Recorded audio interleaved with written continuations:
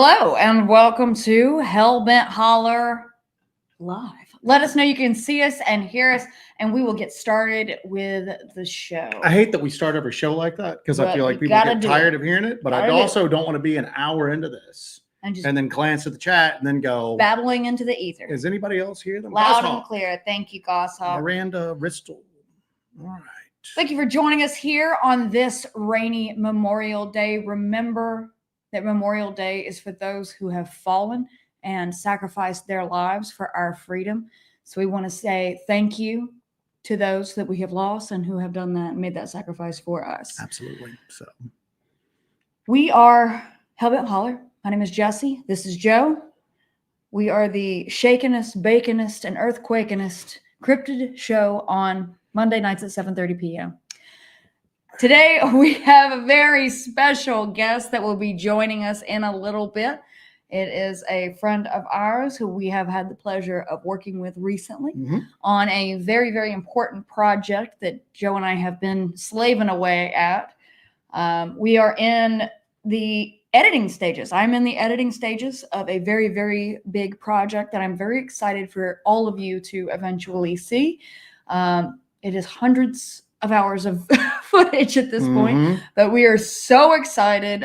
It is the most ambitious thing that we have ever taken on, and I'm very excited to see how it comes out and what happens with it. Joseph? It might be a slower show tonight, so you guys might actually not be totally crowded in the chat, but with it being a holiday and all. So, but we I don't know, Tuesday nights do pretty good on the show, man. But we're so associated with like Mondays right now. Yeah, what are we supposed to do? I know we're kind of like locked into that, but like Tuesday's been interesting. It's been a good shakeup. I think a lot of people who maybe work on Mondays can come to that. But we've been doing that if we're indisposed on Mondays, and lately we've been pretty indisposed quite a bit on Mondays. We've been prisoners of the Uwharrie National Forest lately, but I think we are free of that right now. For a while? For a minute. Well, you are. I am not. I am still a mental prisoner of the Uwharrie. But we'll talk a little bit about some of that stuff in a little bit with our guest that we have here today. I want to say thank you to Okie for that super Thank you, sticker. Okie. Thank you, buddy. That's pretty cool. That's extremely kind of you. And then we've got Butch Moffat back in the ranks. Our boy Butch. Butch Moffat is back with a vengeance. Butch got a haircut. Butch did. And his little image there. Our friend Butch is from Australia. He's from down under, so he doesn't often catch the lives when they're going on, but he always comments and makes sure that he watches the repeats. But Butch, back in the game. Back in the game, Butch. We appreciate it. Butch, we are community supported. We don't have sponsors or we're not beholden to Chinese corporate interests. We are completely community supported. So if you like what we do, think about maybe becoming a member and helping out with some batteries and SD cards and Band-Aids. So yeah. Joining in the fun. So Joe's got some interesting plans that he might enact over the next week. So from members. So look Sheila P. Thank you, Sheila. I always have to go, oh, Sheila. All right. Every time. Thank you, Sheila. All right. Well, if you guys are ready, are you ready? I'm ready. Are you ready? Oh, what's up, Blondes and Booze? Blondes and Booze in the house. If you're ready, I think I'm about ready to bring on our. Hold a second. We're trying to do a show. It's your attorney. My what? It's your attorney. Hello. Yeah, I'm just trying to do the show right now. MK Ultra. Okay. I got you. Yeah, no problem. No problem. Okay. Bye. Is everything all right? Yeah. Everything's fine. We're going to bring on our friend MK Ultra just after this very important message.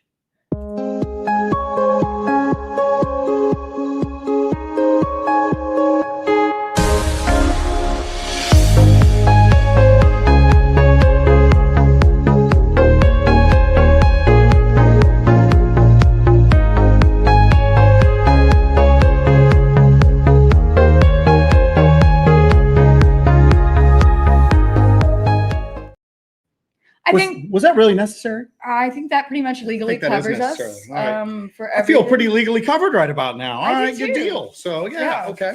Pretty stoked. All right, everybody. Let's welcome on our buddy, our pal, our field producer, Mr. MK Ultra. Hello, everyone. Hello. And I agree. I actually brought my own disclaimer, so that was for nothing. For those of you who remember, Jessie was a guest on a show, and she didn't really know anything about the show, and they asked her to come on, but she was like, I got a slow week, I'll do it. And they were invited her on, and then they started it, and the guy's like, oh, hold on, I'm supposed to play something, and then played a disclaimer, like totally seriously. And Jessie's like, so what's up with that? And they're like, the guy's like, I don't know, I'm just supposed to play it. And Jessie's like, oh, you're going to need it now. So, yeah. Figured we give you a little. It opens the door. It's actually an opportunity. Think about it. I think it makes us. We're not legally bound to anything. We're not responsible for anything. So I think this opens the door for you to have at it, my buddy. Cryptid Castleberry, thank you, sir. What's up, my man? We will buy many band-aids with that. Thank you so much. So, we appreciate it, buddy. Thank you very, very much. Absolutely. Thank you. All right, well, let's get into it with our friend MK. MK, you are an ultralight hiker, a strange. I do regular hiking most of the time. But, okay. Tell us. So MK has been very integral to the Uwharries project that we're working on right now. The Uwharrie National Forest in North Carolina. We would probably be dead at the bottom of a river at this point if it wasn't for him. Exactly. So we have basically. We really leaned upon him a lot. We had been to the Uwharries a few times before this, but the project that we've got coming up is very detailed. And we reached out and asked him for basically just some input and advice. And he turned into full-blown like field producer mode for us. He was gathering witnesses up for us, chasing down like sightings, taking us into areas of interest, completely smoking us during the hiking portion of it. Literally. I mean, kudos to you guys, because I always dreamt of like getting you out in some of these spots. So it was cool to actually get a few miles in there and like actually get to show you stuff that I've been talking about. It's been exciting. What's interesting is you showed us a lot of places in the Uwharrie that we didn't even know existed. We kind of had a cursory idea of what was going on in the Uwharrie, what was happening out there. But we had no idea. We'd been up there a couple of times, but we had no idea how things were laid out. We didn't know that there were all these like hidden crazy spots that you ended up taking us to that turned out to be really, really just fantastic. And just, cool. We were able to go out there and investigate. We got insane evidence out there. And all of that is thanks to you taking us out there into those kind of wild and woolly little areas. Oh, sure. One of the things we talked about. One of the things you always got so much in there, and there's still like there's things out there I'm looking for today. Like there's a city bus allegedly out there in the middle of the woods somewhere. But like I've always said it's been the gift that keeps on giving. Uwharrie always gets kind of looked at as like a kind of a boring national forest, just with a trail going up through it. But there's so much there. There's so much going on. So much history too, between moonshining, gold mining, everything. I got a book, I think it's called Haunted Uwharries, and it is just chock full of crazy stories about the Uwharries. There's so many legends, and this is stuff that doesn't even have to do with Bigfoot or anything. This is ghosts, witches, phantoms, curses, all kinds of stuff. Like literal ghost towns. So there is a ghost town that allegedly moves around that's up there, right? Yeah, I have yet to run into it, but I'm looking forward to it. I'm looking forward to watching it disappear out of view. But what's really cool, and I hate that we do this all the time, but it just reminds us of kind of, and this is my go-to example because we did so much work in the LBL, is you have an idea of what is going on in an area. You have an idea of the layout, how it is, and you kind of build this in your mind of how it's going to be. And you have these assumptions about a place before you go and actually go there and investigate it. And then all of a sudden you just tear the top off and it turns out that there are just layers and layers and layers and layers. And you'll never, uncover everything. You'll never peel everything back and really get the full picture. But it seems like every time you go out there, you discover something new. And it seems like when we went out into the Uwharries with you, it was every time we were out there, that's exactly what we were experiencing. Yeah. And it's weird because we wanted to have MK on tonight twofold. Because we've been talking about him a lot, and you saw him in some of the little live streams that we did from the UREs. We were just doing little brief ones and all of that. You will be seeing, as a quick side note, make sure your notifications are on. We've got some live from the field stuff possibly coming up this week, if the weather cooperates. That's why you've not really seen a lot of live from the field type stuff.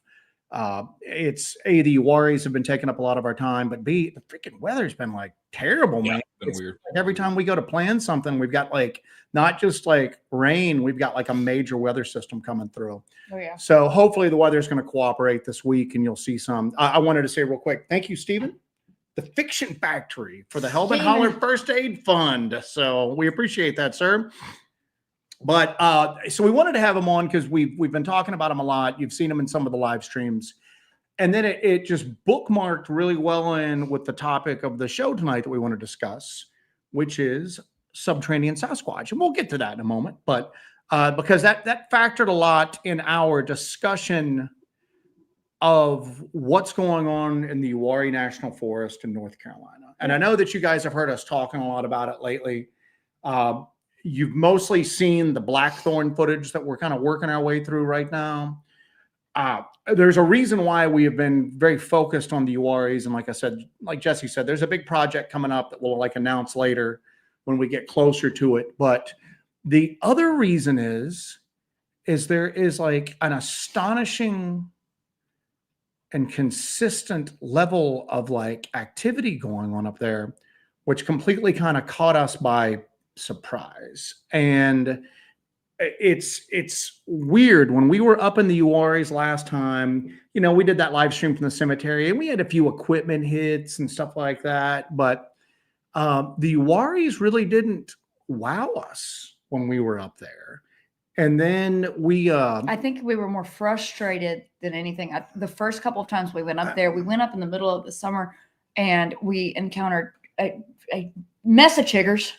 Absolute ton of chiggers. And then rattlesnakes. Well, then, then what kind of dehydration? What kind of piqued our interest on it then is, we struck up a conversation, and with Julie Wrench, who is you mean that girl right there?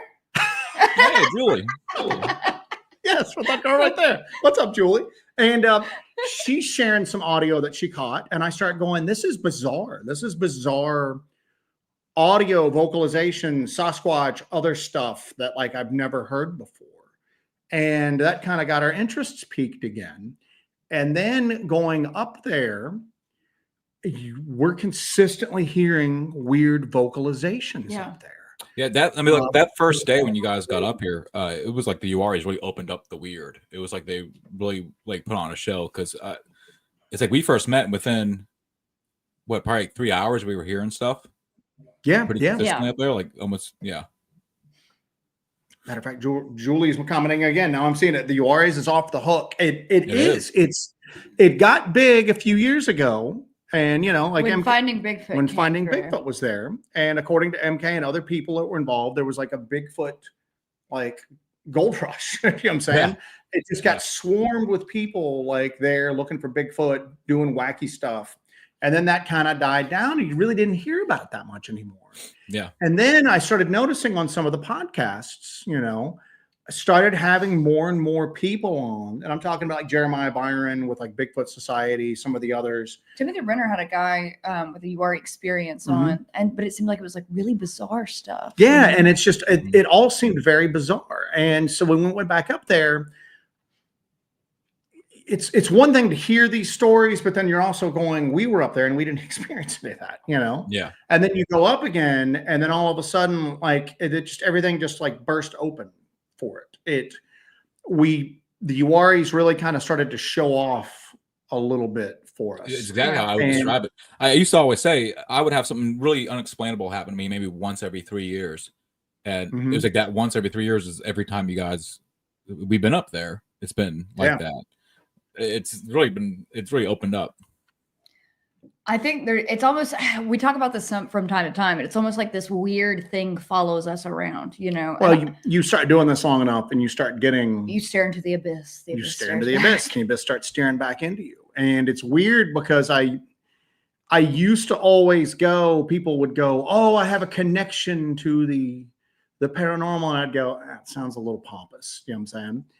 It still sounds a little pompous, but I will tell you that sometimes there are people that seem to attract weird stuff. You know, Julie seems to be one of them, or property seems to be one of them. Jesse seems to be one of them. Yeah, I would say Jesse's like the main one. Yeah, and it's just, you know, it's weird. It's undeniable.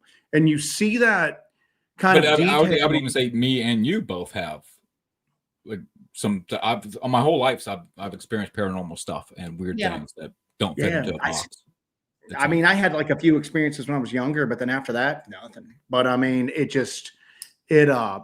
not like that. I'm an observer to all of this, but it was just really kind of odd to be up there and to go up there armed with all of the excuses that people make on why Bigfoot can't be in that part of the country. And that it's just, and I had the exact same impression that you hear all the time. It's just groups of Bigfooters up there screaming at each other from, you know, different hilltops. A couple years ago, right before we went there for the first time, there was sort of a Uwari resurgence in, you know, Bigfooting. Mm-hmm. And you and I had that conversation several times that there is no way that it's not just two groups of Bigfoot people just yelling at each other from across the forest. And I'm sure that's happened. I'm sure it's happened. Sure. It's kind of like once you kind of actually see the vastness of it, though, and you realize you kind of realize, oh no, there's a lot of empty area out here. And then when you start having these weird sounds happening on off days, there's not a lot of people. You don't see anybody in the parking lots or anything. Then you start thinking like, okay. And that was something that really struck me is it is empty a lot of the time. It's not during the week, it's completely empty. We, especially in the summer, we went up there, and that was the first time we went up there, and we filmed it. We went up there because of this coyote attack, this bizarre coyote attack that occurred up there. And we can kind of talk about that a little bit if you guys want to, but that's kind of what prompted us to come up. One of the first times we went is there was this bizarre coyote attack. I think you sent me the information about that. And we went up there and there's nobody there. It was a beautiful weekend. The weather was great, but there was absolutely nobody at any of the campgrounds at all. And I was just shocked to see that. I was like, okay, what's going on in the Uwari? Because people would talk about, oh, there's so many people there. There's so many people going out there. There's the off-roading. Even during the lockdowns, you always had zero restrictions on it whatsoever. And you never saw pictures of like cars backed up down the road from it. It just stayed the same, but there was no restrictions or anything on it. Jason B had asked, where's the Uwaris? The Uwaris are in like South Central North Carolina? I would say like Central North Carolina. The guy who writes the history books for the high schools out here, he refers to it as the Central Park of North Carolina. It's not that big as far as national forests go. Nothing. What, 50,000 acres? I think. But you have to then take into account all of the other public land that's out there that's forested, and this vast amounts of privately owned forested land. It's weird because you're never that far from like, you know, someone's home or whatnot. You know, you don't have a remote. It's a safe place in terms of hiking, especially if you're bushwhacking, because if you just stick in one direction for 2, 3, 4 miles, you're going to hit a gravel road or a small 2-lane road. You're not going to have somebody go missing for days at a time, I guess, out there, right? So unless you're just walking in a circle. Like, it's deceptive that little homesteads are kind of scattered throughout all over the place, but it's a very like, it's not remote, but it's very, the population density is very, very light. There's vast areas of forested area where nobody lives at. Yeah. It's pretty much immediately outside the mountain range, if you want to call it that. It's all farmland and woods. And that's like that for 20, 30 miles all around the actual Uwari mountains. So like that right there, it's like, it's easy to say, well, 50,000 acres is small, but when you actually calculate how big of an area of just wilderness, it's quite large. we definitely had to use, I had to use Onyx backcountry a good bit to make sure that we were not going into people's private property when we were going around out there. Because I've wandered up to some fences with like signs like, no warning shots. And what's weird about the Uwaris is that it is not other than the snakes, other than the snakes, you feel pretty safe up there. It's weird. We all discussed that compared to like the sketchy ass areas that we usually are investigating, Yeah. where there's just a lot of physical danger in addition to whatever paranormal or cryptid stuff is going on. You don't really have that in the URs other than the snakes. The snakes are a giant problem when it gets warmer. That's a big guardrail.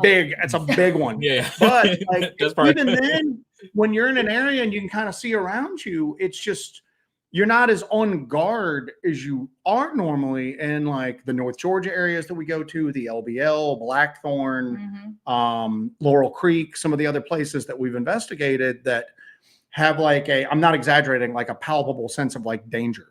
And we're really on edge and we're really on guard. Down there, even when you would hear vocalizations, and as the vocalizations came close to you, you didn't really feel like you were in danger a lot. And we talked about how just the human presence there, it might have like a dampening effect on the Bigfoot behavior, that they don't act out too terribly much because they know that there's people around there. Well, we were having that conversation, I think the last time we were hanging out, where we were just talking, but then we brought the Operation Robin Sage exercises. And we're like, what if that's what's keeping them toned down there, that they actually get to see humanity? Like they know what we're capable of because we're showing up with tanks, helicopters. We got men sneaking in the woods with night vision. Robin Sage is special forces, like Green Berets, like military exercise that takes place like a large-scale war game. Yeah. And it's very widespread. The locals are into it. The locals play the parts of insurgents. The local authorities play the part of like a foreign government. So there's a lot of armed guys, even though, I'm sure it's like, blanks. Probably some of them are carrying live ammunition. Yeah, they're using blank firing adaptments, but they're using like one guy has a crank machine gun and he's out there on top of a truck just. So we talked about how all this like military hardware being on display might have kind of a dampening effect on what when we were talking about that. I instantly clicked and remember that video where you guys in the LBL and the black helicopters start roaming around. And I was like, do they know that that's like a show of force? Are they intimidating something out there? Just going, hey, there's people here, so let's run some helicopters. Maybe that'll keep them kind of. Well, it's weird because you always hear about people go, oh, they do military exercises in the LBL, and I'm going, they fly over. There's a huge training ground, I think, to the north of that. So they don't. They might occasionally use it. It's Fort Campbell. Are you talking about Fort Campbell? But where's that in relation to the LBL? I'm trying to do it in my head. Like south. South, okay. So it's but it's different there. It almost looks like at the LBL, like they're monitoring something sometimes there. I'm sure some of it's just random overflights and some occasional training and everything like that. But there are certain areas that are associated with Dogman activity that if you go into, you're going to have a chopper flying over top of you if you stay there long enough. Kind of is that actually providing protection for you in that case? So I don't know. That's a good question. No. But there, I never thought about it like that. I thought it was like the choppers came to like warn us off. Yeah, but maybe they were come to protect us. Well, it kind of solves both issues, right? It could warn you guys off to go away, but at the same time, it could be protecting you guys by doing a show of force for whatever's out there. Yeah. Two quick things here. West Virginia Bigfoot Project. A double thank you for both that and for joining the membership. Welcome to the fold, my friends. Welcome to the tribe and Bonnie Bloom.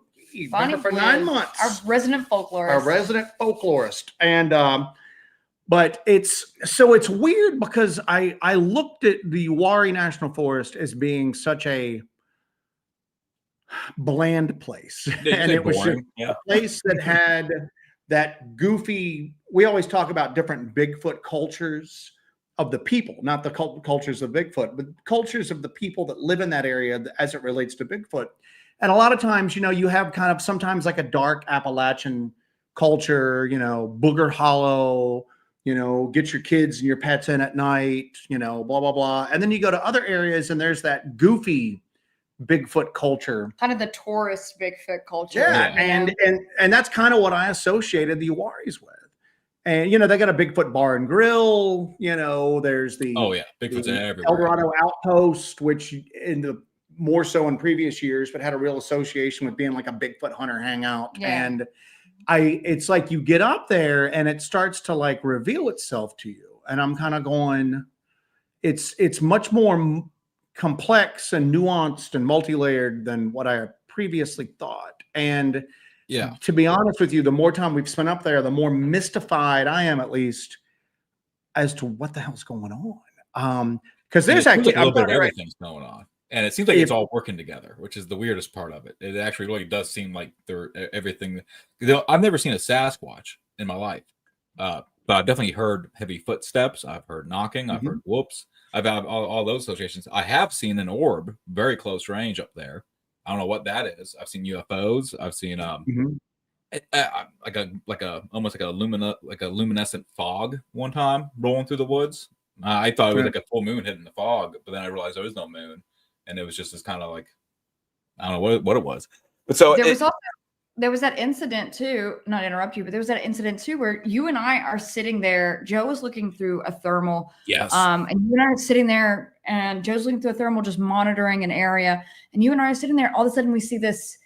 How can we describe it? As a ghostly stingray that just floats through the trees above us. It has sort of a diamond-esque shape, but what was weird was, like, if you had like one of those cheap LED flashlights where you point it, you like really get it tight, and you got that little square mark, it would look like that, but it didn't hit the trees in front of us. It would stayed in layers of the tree, like, so it was its own independent thing moving through the trees. I don't know what that is. That was one of the most bizarre things I've ever seen. And you and I were just sitting there looking up at the sky at the same time next to each other, and then it just goes through, and we both went, whoa. And it was like one of the weirdest. Joe was on the thermal looking at some heat. I think you mentioned you saw a heat signature moving across the ridgeline, and it was about that same time that light shot through. So, so weird. But yeah, what's that? Yeah, no. Jason Hubbard, thank you for that, my friend. Jason. Thank you, Jason. We appreciate it. Greatly appreciate it. But it's when Julie, and we really should have Julie on the show one night too. Oh, absolutely. You know, absolutely. I want to camp in her backyard. Those sounds are crazy. Well, that's what I'm going to, is that, you know, she was kind enough to share like some of the stuff that she's recorded on like her property. And I'm listening to some of it and I'm going, this is like disturbing as hell. And I've told that story before, that she had sent it, and I had like a really rough, like, couple weeks at work, and it's one of those things where I keep going, I gotta listen to that audio, and then I'd get home and Hellbent Holler stuff would start up, and then I'd be in bed going, I never listened to that audio. I have to listen to it tomorrow. So one night I threw the headphones on and got in there, and it was late. Jesse was at work, and I get in there and start listening to the audio, and I'm going, so I'm in like her office. It's dark. I'm in this creepy ass old house, and dude, I do this stuff for like a living basically at this point now, you know? I mean, we're like full-time investigators. We spend more time on this than we do on the jobs that pay the mortgage and help fund this. And so I think I've got a pretty heightened creep factor, you know, and I'm pretty calloused to a lot of this stuff. And I start listening to this audio that Julie Rich sent, and I'm just going, I'm looking over my shoulder, I'm turning the lights on, and I just start messaging her, going, I'll just message her on Messenger, and that way if she's not up, it won't wake her up. She answers me, and we're just going back and forth, and I'm just going, this is the craziest stuff I've ever heard in my entire life. Yeah. It's chilling. It's chilling. It's chilling, man. It's really But you've heard stuff I haven't heard yet, but I've listened to 2 or 3 shows that she's been on where they played her audio.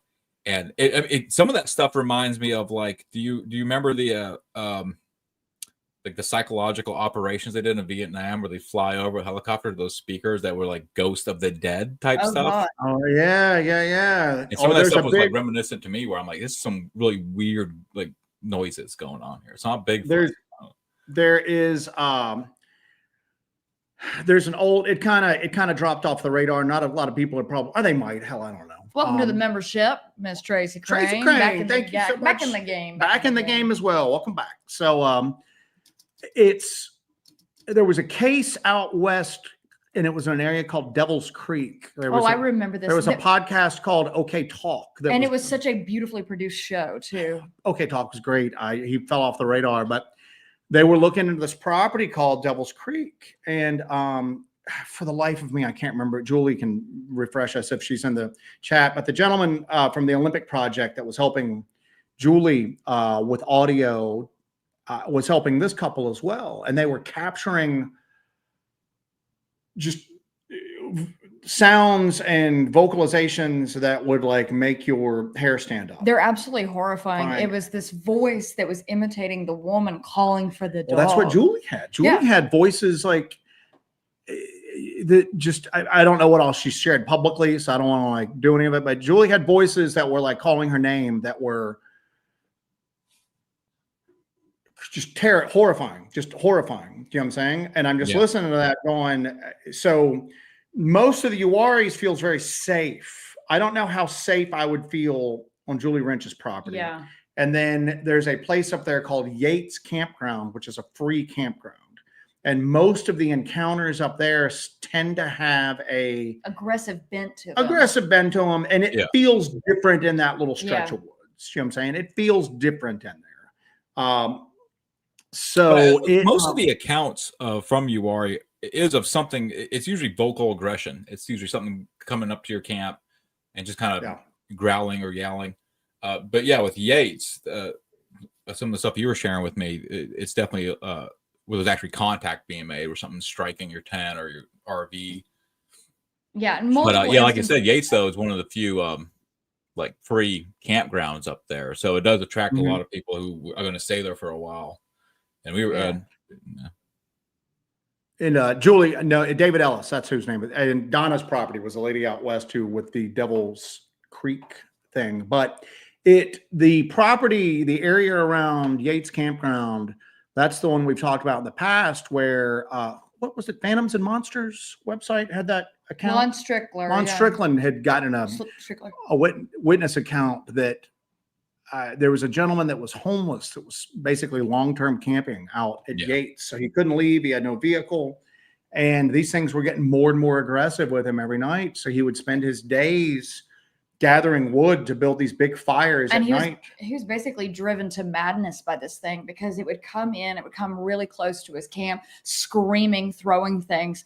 And he was just living his life in fear. He couldn't escape at all. So he just went to a point of madness where he was gathering firewood all day. That way he could keep the fire built up at night to try to keep this thing away. And it was a pretty horrifying story. Yeah, you could tell it was very, very traumatic for him. And some of the other stuff that we've heard as well, that that out there's a lot of physical contact. It's like hitting like the sides of like, shelters and RVs and campers out there. And one of the things we talked about is that when you go to the Uwaris, most of the outdoor recreation of the Uwaris, a lot of it revolves around motor vehicles. You've got like four-wheeling and overlanding and stuff like that out there. And then there's a very popular mountain biking area. And boating. So you've got people that are just passing. And then the hiking community. And the hiking community does a lot to kind of keep the majority of the Uwaris very clean. It's a very clean area, even when you get into areas where people are. Yates is not the case. Yates is kind of trashed. Yates you can't keep up with. They're like the trails out there are really amazing. And there's the bike club has a trail maintenance crew. The hiking club's got a great maintenance crew.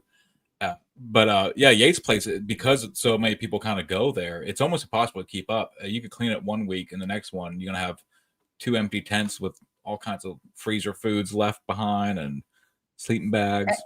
Every time we've gone up there, it's just been piles of household trash there that people just bring everything and just leave it there. Litter boxes, which that's a weird one if you're bringing your cat out there. But what are you doing? But just random piles of household trash just pile up every time we go out there. So it must be just a challenge, like even just keeping it away. Verax asked, what state is Yates? Yates Campground is in the Uwari National Forest. Most of the discussion we talk about tonight, until we get into the subterranean topic, is going to be mostly just focused around that, because that's where we've been focusing a lot of time at lately. Now, the thing about the Uwaris that kind of strikes me is that it's mostly it's vocalization evidence. People are hearing things that can't be explained, and when you're hearing them, you're really freaking hearing them. You're hearing them repeatedly over and over again, multiple nights, and it's loud. Now, some nights we did have that issue where it was like right on the edge, like it knew exactly how far away to get. And it's clever. it's much like we saw at Blackthorn. It seems like it vocalizes when there's background noise going on. When It's there's definitely adapted to its environment, using its environment to stay hidden as much as possible. And the biggest one, the one that really stands out to me is we start hearing like a vocalization. And then I hear a really loud motorcycle a couple of seconds later in the distance, because there's a road that goes past the area where we've had the most vocal activity. Yes. And then the motorcycle fades and the vocalizations carry on for a few seconds and then they stop. And I went and it just came to me instantly. I'm like, whatever this is, heard the motorcycle before we did. And figured motorcycle, I can vocalize, that'll help drown out my cries. And then it was hearing it a few seconds after whatever is out there, its hearing is better than ours. And that makes sense. Yeah. So that's what's weird to me, is that you're seeing something out there that it's present. It's very present, but yet it remains hidden because, like Jesse says, it's adapted. It's acclimatized to its environment. It's using its environment. It's using and its that environment. terrain for something like of the size of a Bigfoot, someone with its capabilities out there is a dreamland. You don't have any really crazy terrain for it. It doesn't have any crazy terrain. It doesn't have any predators, and it always seems to stay right on the edge of where you can detect it, but you can hear it, and it knows that, and it just stays. There's so many different draws, little creeks, and all that it can cut through and travel through. That's what like you're talking about when you're hearing that motorcycle and it kind of starts to vocalize. Or with aircraft too. There's an airport north of Uwharrie, kind of same situation. What's interesting, most active it gets out there in Uwharrie is around that 3 a.m. to 4 a.m. time span, and that's when the airport shut down around there. Charlotte ain't flying out, and the other airport shut down too. And it seems like once the airplanes are down, then it kind of like, okay, maybe the humans are settled down now. Now we can go wild. And Well, you see that. I mean, you hear some stuff on the weekends, or at least we did. And that's another thing that stood out to me. So you'll be there on the weekends, and at least in the campgrounds that we saw, there's people in those campgrounds on mostly Friday night, a little bit, Saturday night, quite a few. Sometimes it's strangely empty during Saturdays. But then by Sunday, it's completely cleared out. But what struck me is that one of the things that people have always talked about the Uwharrie National Forest is there can't be any Bigfoot up there because we're up there all the time. There's no Bigfoot up there. But then we're watching campers and we're hearing vocalizations in the distance, and they're just sitting around their campfires talking. They're not paying any attention at all. They never acknowledge it. And we've seen this over and over again. Completely oblivious to what's going on around them. And I'm going, most of them are like, just talking. They're looking at the fire. Their night vision shot at that point. And I'm going, there could be like 5 Sasquatch 20 feet away. Well, and if you did bring it up, they would just say, "Oh, that's a barred owl. Yeah. That's something." They brush it off. We don't know what barred owls sound like. And you know what? There were a couple times when we'd be talking and we'd hear something. Hold on, shh, everybody be quiet. And then it would vocalize again, and we'd all go, it's a barred owl. Yeah. But what's going on up there is and we've caught some crazy vocalizations. We've caught some weird vocalizations in the Grove, LBL. Laurel Creek had quite a few. We've caught weird vocalizations in Blackthorn. We've caught vocalizations in different spots. We haven't ever caught as consistent vocalizations, and to the point that we can go back repeatedly and it's the same one, but you can hear different ones different times, but you can pick out it's the same. You understand what I'm saying when I say the same one? That sounds crazy, doesn't it? But we have captured the same one in the same area doing the same kind of noises. And it has the same tonality. It has the same like vocal quality. It's the same one. I can compare these recordings side by side. Wow. You can listen to them from different weeks.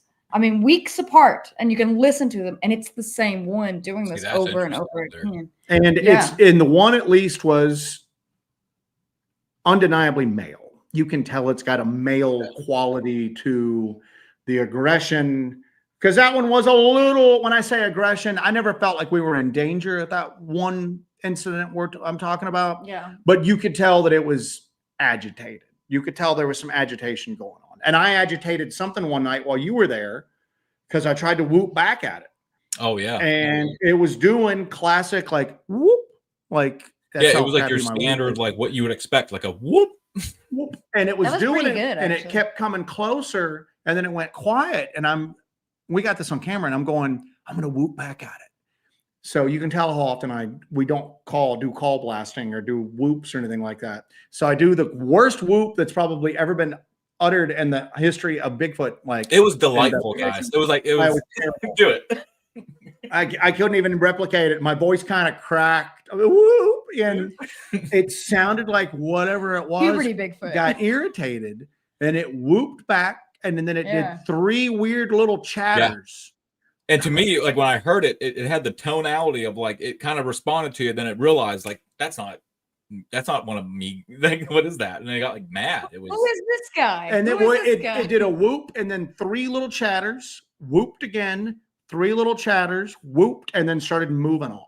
Like it was like chastising me for trying to like make it. How dare you? Yeah, it was just weird. And I'm standing there, and we're all looking at each other, and I was going, I think I just pissed it off.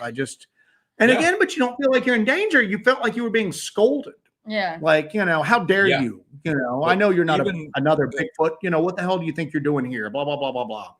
But even when we had I don't know how much I can say about this, but when we were on that investigation, we had the weird cone of silence incident happen where I immediately got the vibe like it was irritated and it's time to go. Like that's exactly what I thought. Was like, hey, it's time you guys need to move on. Like you need to get out of here.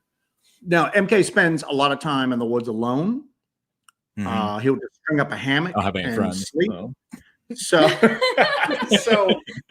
he's not somebody who is like unaccustomed to being in the forest alone at night.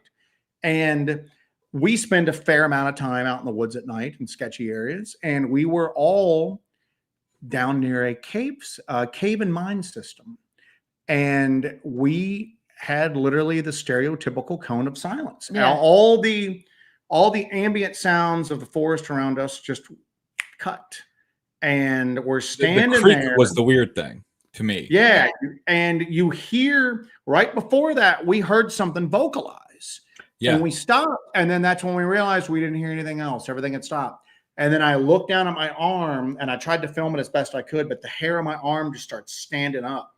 And I remember I go, MK, do you feel it? And he just went, oh yeah. And I'm going, something's like watching us really closely right now. And that kind of goes back to that primal fear that we've discussed before. Like when we saw those things, those black figures, that is like a natural inherent thing like that we have as people. That cone of silence occurs and your body has a reaction. Yeah, immediate reaction. And it wasn't like we were primed for a weird incident. We were talking about what we were going to go eat after this and all that. Like, we were casually talking. We were kind of wrapping it up for the evening. We were going to hit one more thing and we were going to go get some food. And Jesse and MK are addicted to like, what is it? Peak meal? Peak refuel. Peak refuel, freeze fried food. And that's a good sponsor. You guys can take a break. If I could get Peak Refuel to sponsor us, that I will take. I will take that before anything else. If it requires stopping in the middle of what we're doing to eat a Peak meal and ad for them, I'm there for it. So, real quick, Michael Tovar goes, are there caves in the Uaris for Sasquatch to hide in?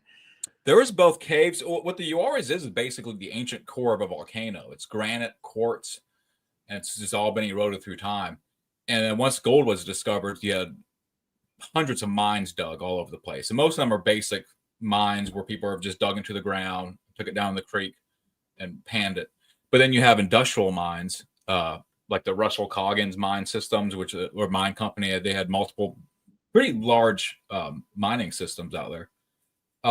So yeah, you have man-made mines, and then there is also, just because of what everything is, the granite, giant boulders. You do have these little caves and nooks and crannies that have formed from boulders collapsing on top of each other. There's a well-known one up in a place called Dark Mountain up there. It's called Bandit Cave, and it's in a perfect location where it's big enough for one person to kind of get into it and just sit back like this. And where it's situated in is around boulders, and what it was a moonshiner, I believe, was on the run from the law, and the law knew where he was, went up there and could not find him for 3 days. They walked all up and down that mountain, and he said that they had walked right past it multiple times, but they would just taken one step up over these boulders, they would have been able to look right in there. So, but the whole area is lined with stuff like that. just because of what it's made out of, just large granite boulders. Well, when we came up, you had told me that you had heard multiple witness reports of Sasquatch being around these mines and caves. Now you had told us as well that there was like the first gold rush that ever took place in the, North America was in the Uaris, and that gold that was mined out of that area was used to fund the Louisiana Purchase. Yeah. Yeah, the entire purchase, the Louisiana Purchase, was done with Uwari gold. It was minted in Charlotte. There's an area up there that we went to with you that is the remnants of a lot of these like old mines, and a lot of them are completely like just gated off, big steel bars. You know what I'm saying? I guess the local term for it is Jurassic Park, because it looks like these giant cages. I don't know if that's local. That's what I cart, but yeah, it looks I like. thought that was what the local thing was, because you're like, oh god, we all call this Jurassic Park. Like, that thing that Spinosaurus broke through and then chased them? Yeah, that's what it is. Well, and Bigfoot aside, I looked at the one, and there are these giant cage systems over these mine entrances. Yeah. And I'm looking at it going, this is like some King Kong stuff, man. It's like what they would transport King Kong in. I'm not getting conspiratorial and going, they put them there to keep the Bigfoots in. I think that those have been put to keep the people's out. Stupid people like us who are just going, let's go in there and see if there's any Bigfoot. Keep them. And there's also like bat studies being performed inside those things too. So like, they do have reasons to protect those mines. But I mean, earlier you said that most of the mines are actually like closed up, but I don't know that's true. There's could be dozens of things like that out there that are just wide open. I know I've seen pictures of people taking up like open mine shafts out there going right into the mountains. You walk around and then you're just going around the ground, and then you come across like a ravine. Because what's happened is there was a mine shaft under the ground there, and the mine shaft completely collapsed. In that particular section. The ground above it fell in on it, and it created a ravine at that point. Yeah. And then you're out there hiking around. Ravines. These are like 75-foot, 80-foot drops. They're weird when you get into them. And but you're walking around, and then you'll see sinkholes appearing, and you're going, holy crap, I'm over top of a mine shaft that has not collapsed yet, but it's collapsing in certain areas. Yeah. And when you had told me about the reports, I've never been really open to the idea of Sasquatch being subterranean. It doesn't make sense for something like that to evolve in a subterranean environment. But when we got up there and we started seeing this, and I'm starting to see how many openings there are into the ground, how many reports there are of Sasquatch around these caves and mines, and I'm looking at it and I'm going, we already know that whatever's up there is adapted to the environment enough to use ambient sound to kind of mask its own vocalizations. And I'm going, if you were looking to stay hidden, good Lord, why would you not use these? And maybe, I'm not saying they evolved there, but at least in that area, that would be a perfect place to lay low during the daytime while people were around.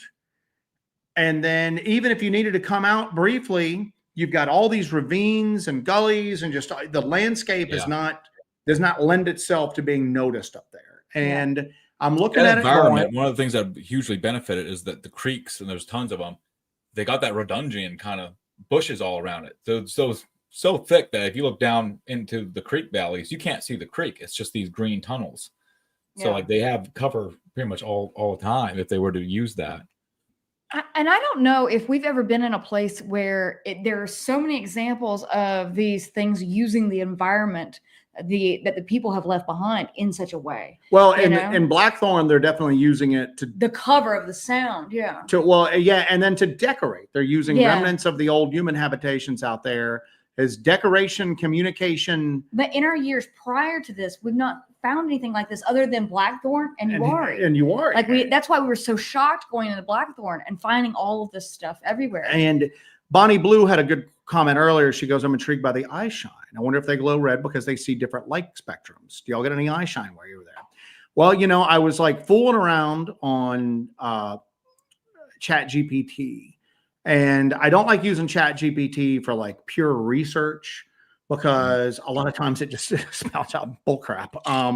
And what it's telling you, it'll just go on the assumption that what it's telling you is right, and it ends up not being Right. But what it is good, it's good to bandy ideas back and forth.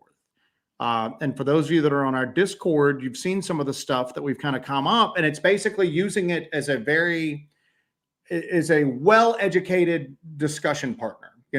Talk to me about this. Take me through how this might be possible. Explore this a little bit more. Maybe change your perspective a little bit. Yeah, and it opens up new ways of thinking that you can then kind of expand. So you don't really use it to give you the answers. You use it because again, it's using the sum of human knowledge that's publicly available to draw from, and it draws from it in really weird ways. Sometimes those weird ways are just something that's completely illogical. Other things are going, well, I've never thought about that. So I was looking at how could an unknown biped, an undiscovered hominid, adapt to using caves as temporary shelter, and some of the adaptations it talked about is it goes to survive in subterranean environments. A creature would need traits often found in troglodytes. And the first thing is vision adaptations. Low light vision or tapetum lucidum, which causes eye shine. That's the very first thing that came up. Like some nocturnal predators, owls or big cats, reflective eye structures could enhance night vision. And then it would be, it also kind of just went into, it would need strong limbs with wide set feet, useful for navigating uneven rocky terrain and vertical shafts. The more and more it went on this, I'm just going, good Lord, it's describing Bigfoot. Enhanced balance, climbing ability, long toes or flexible feet could help grip slick cave surfaces. Thermoregulation. Malcolm with his mid-tarsal break. Exactly. Thick fur and high body mass would be essential for regulating body temperature in the constant 50 to 55 degree Fahrenheit environment typical of deep caves.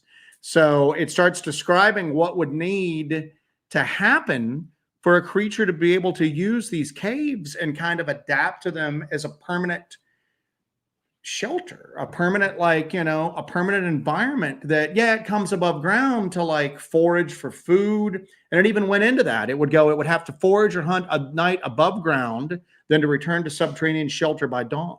I would actually, I would even think if this thing's intelligent enough, it could be using these systems to also preserve food. It could pull something in there. Exactly right. Because I think we discussed that a little bit while we were out in that area, that they maintain. Did you bring this up already? No. Go ahead. Yeah, we discussed this while we were out. When all three of us were out, that it maintains a temperature. There's actually a abandoned rail tunnel in Clemson, Walhalla, South Carolina, called Stump House Tunnel, and Clemson University used it to age blue cheese. They put blue cheese in the back of it to age it because it maintains a perfect temperature for aging blue cheese and growing that mold. I want to go. Yeah, isn't that cool? Yeah. So, but you could use, that's like if you dig a root cellar, you can put preserved food down in there. And that could be a place where you could take a catch and put it down there and it would maintain temperature. Yeah. Well, and also the cave systems, I think a lot of people are thinking of lava tubes, like you have out in Shasta or out west. These things can be as simple as maybe just 15, 20 feet into a mountainside. And that's it. It doesn't have to be a whole lot to keep them hidden. There's so much foliage out there, especially in some of these nooks and crannies, where these openings can stay hidden very easily. Well, once that can move rocks and can move things in front of it, move things out of the way of it. Because a lot of one of the reports that sticks out to me, I don't remember where I heard it from, but someone described seeing one come out of the ground very close to him as he was kind of walking through the woods. It looked around, and when he saw him, he went back down into a little tunnel. And it's like, well, yeah, I can see those things being able to dig out something very easily. Because what you have out there's a lot of tree wells too. It's a lot of long pines, and when those things get old, they just fall right over. So the roots pull right out, and those root systems go down deep. So they can use that right there as a starter hole, clean it out, and then they have they can pull the stump back over top of it, and you wouldn't even know. And this sounds crazy on its face, but once you get into this area and see that this is a possibility, it starts to take shape and it starts to seem like a real possibility of something that could happen. Yeah. And as I started to kind of explore this a little bit, I started to look into the areas that would kind of match this. The Ozarks, parts of the Appalachians, the Uwaris and the Cumberland Plateau, Northern California lava tubes, and then the Kentucky and Missouri cave rich zones. Now they talked about like you mentioned earlier, the karst kind of like, geology that takes place in like a lot of these areas. And with the Uaris, like you said, it's on top of an old volcano. All of these lava tubes, but all of the areas that it mentioned as having subterranean features that would be useful for something like this. And I'm looking at it, I'm going, Ozarks, Appalachians, the Uaris, Northern California, Kentucky, and I'm going, it's all Seeing a areas, pattern here. It's all areas that have map, and everybody knows the two map setup where you see the North American cave system and then the missing 411 mapped cases and how they damn near match up almost perfectly. And then when you take consideration that like 90% of North American caves are unmapped, or very, very, very partially mapped. And those are differences, because you asked me about if there's any missing people out there, and there isn't. Those cave systems you're talking about are very vast and very interconnecting in many cases, whereas Uaris, it's just mostly man-made or very isolated, because that's just where that volcano was. So whatever caves are left over from it. Toons, go. Speaking of caves, we've got a cat butt in the I screen know. there. Go back to sleep. MK's having a cat check. Cat check, everybody. What sucks, I got on my desk, man. Every time I try to pick her up, she just claws into it and drags it. All right. Yeah, that's pretty cool. I want to go to the Ozarks so bad. That's another place that I'd really love to go and investigate. We have a couple of people that we talk to on a regular basis that are out there, but that is one of those short lists of places I just cannot wait to go and investigate. I wanted to go in 2024, and they had that solar eclipse, and it was going to be right over the Ozarks. So something's got to happen then. So, but I didn't get a chance to make it. But yeah, Ozarks amazing. There's some interesting cryptids too out there. There's a giant centipede. Yeah, that people have seen like predating on deer. Not messing with that. Centipedes freak me out. I don't like. I've got a. I don't like giant spiders or giant centipedes. Even smaller ones. But I mean, like Joe was scarred as a child by the movie Them. Them like did a number on me when I was a kid with the giant ants and all that. So somehow that transferred into just giant insects. Just see, I'm scared of Martians because I watched Santa Claus Conquers the Martians, and I was worried they were going to come and kidnap me in the night. Get a Martian fear, huh? So Martian fear. Good to know. Miranda Crew wanted to know if we would do a knife check. Using long arms, boy. I'm getting mine ready. Do you have a knife, MK? I dropped it earlier. Ready to go. Oh my God! All right, MK's first. The guest is first. Okay. This one's not as cool because it's wooden, but I like to watch Akira Kurosawa samurai movies. I like to sound like this. I just like to wave it around. It's safe though. That's okay. We're going wooden with that. All right. Wooden, but yeah. A Shirasaya. Shirasaya. Go ahead. Oh, so this is mine. It's an Arkansas toothpick. Look at that bad boy. It's basically a short sword for me, but that is a beauty. I really want to carry this out in the woods. This is the sheath that comes with it as well. It is like a short sword for you. It is basically a short sword. It looks like a sword, yeah. Yeah, and it's basically got its own little cryptid on the bottom here, But that sits in my office. That sits on my Oddfellows altar that I have in my office. But I think I should start carrying this out. What do you think? Just a nice, simple, small sword to carry. Yeah, just a little, Joe?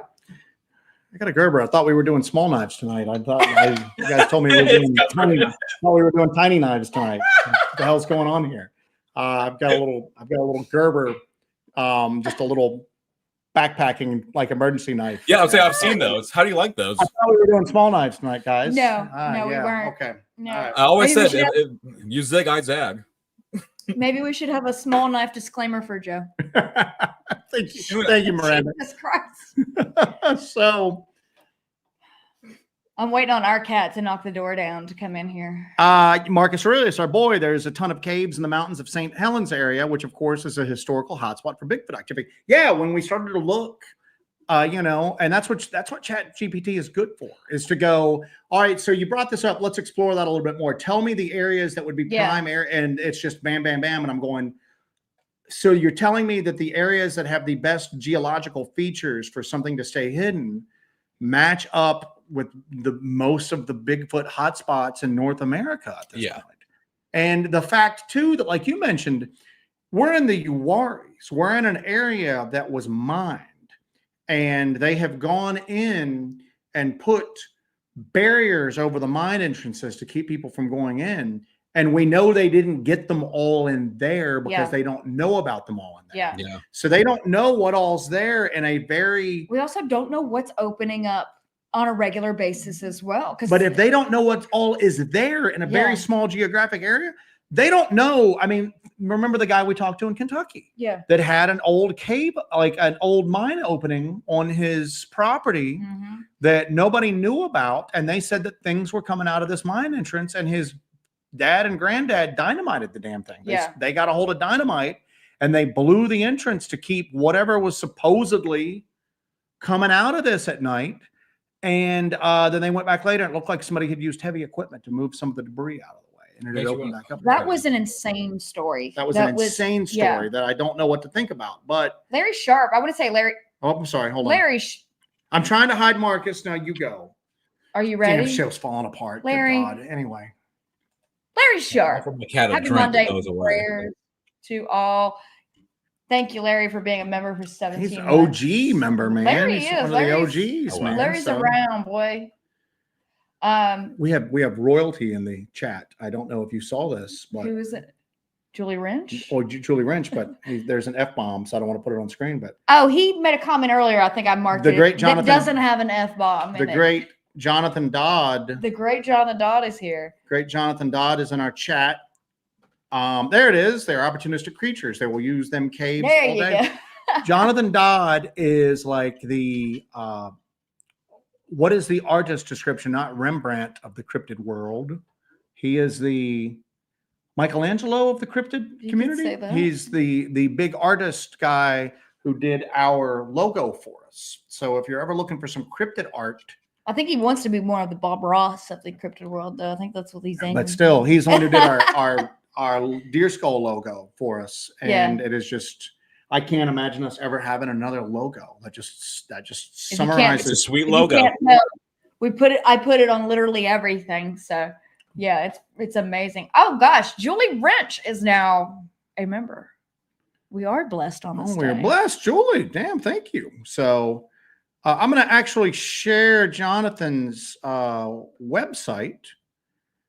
Yeah, go ahead and put that in the old chat. If you like cryptid art, he's the man. He has done our logo. He's done a ton of stuff. He is responsible for the masterpiece Cocaine Dogman graphic that we released out. He did that. He's done a lot of the Small Town Monsters artwork. But if you're looking for some cool original stuff and to support somebody in the pivotal piece, the community, go give him a check out. He's good people. So, are there cave systems in the Superstition Mountains? I don't know, to be honest with you, because I don't know that much about the Superstition. I think that's a similar situation with the mines there. The Superstitious Mountains.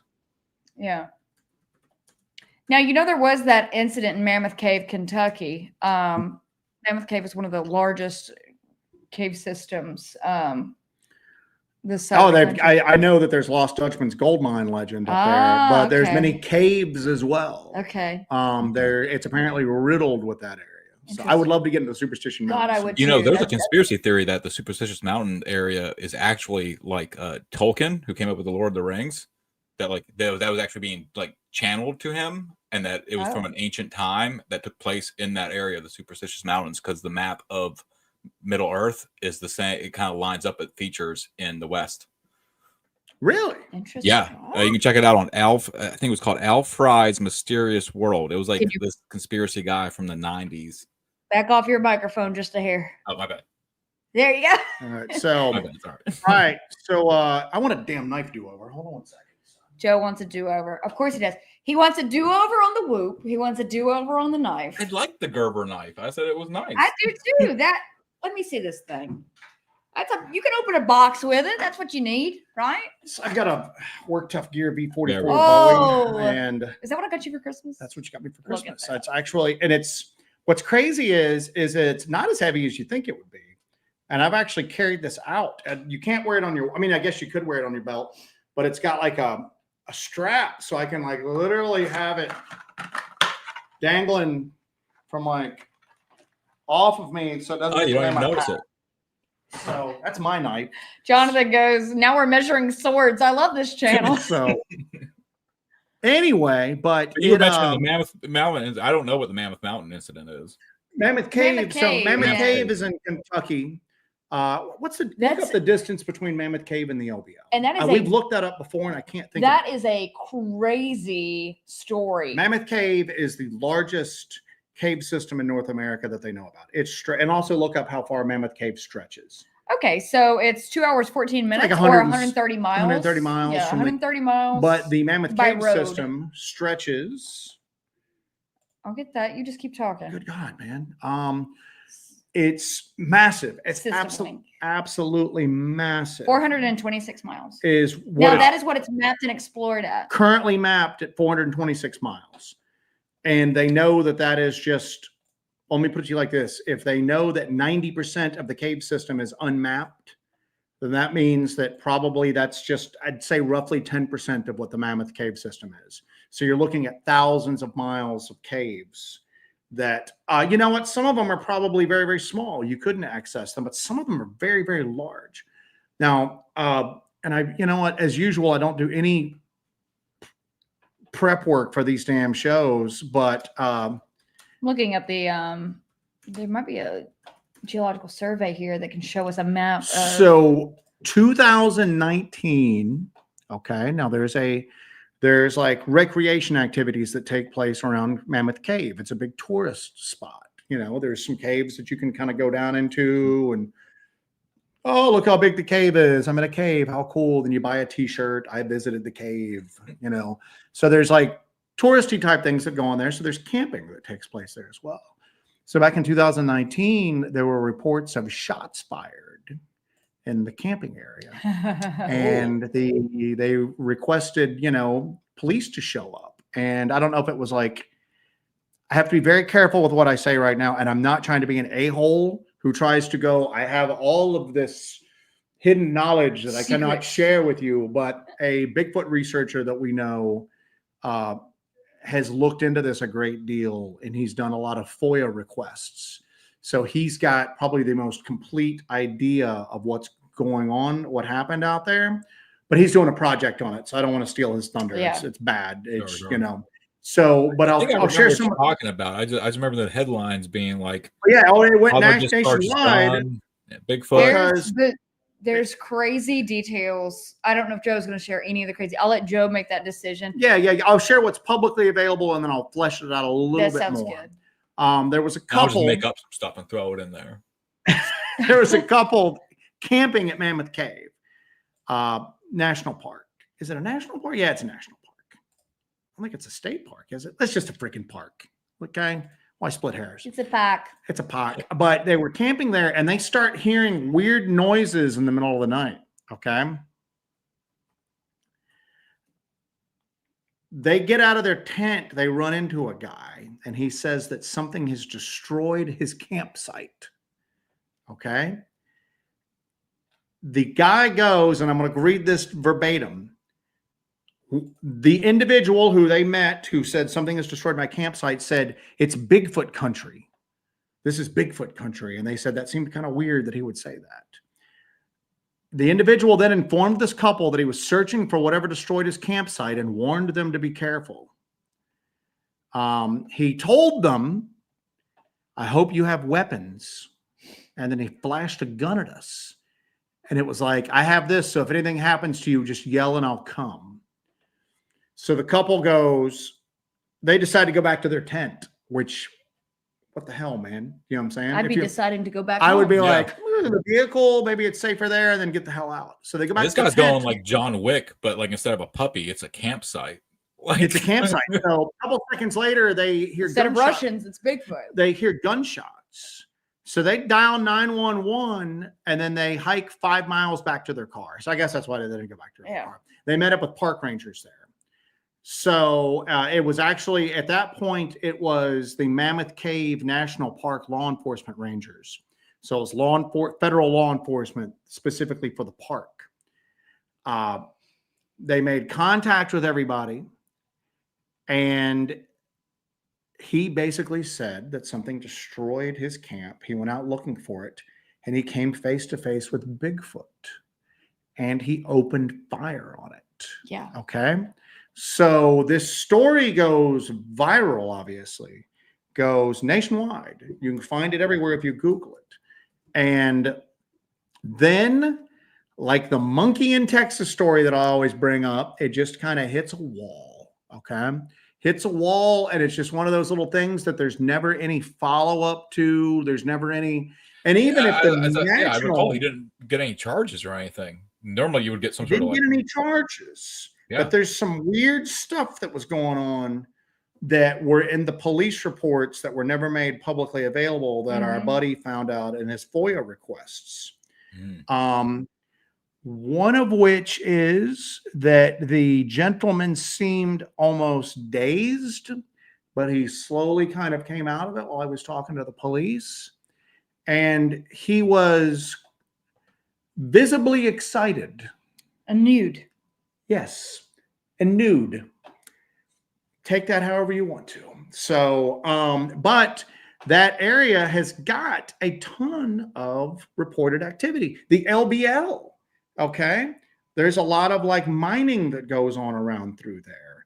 We were told by a few people that things were using tunnels underneath the lakes to go from the LBL, the peninsula, to the mainland.